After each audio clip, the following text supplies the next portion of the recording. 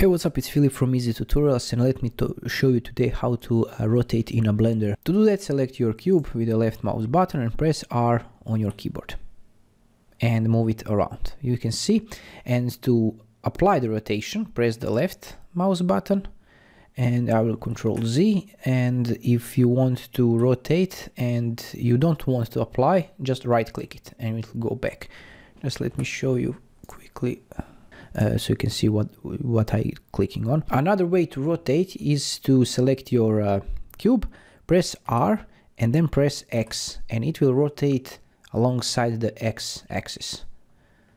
If you press R and Z, it will rotate around the Z axis. Very nice thing. Another thing is if you go on the right side, you can see the rotation, so you can change the rotation over here.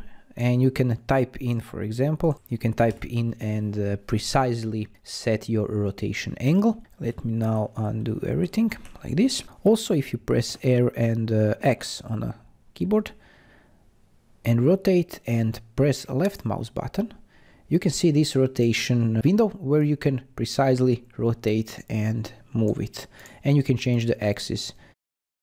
If you want to move in increments, or you want to snap during rotation, make sure to click this magnetic icon, and on the right side make sure that rotate is also enabled.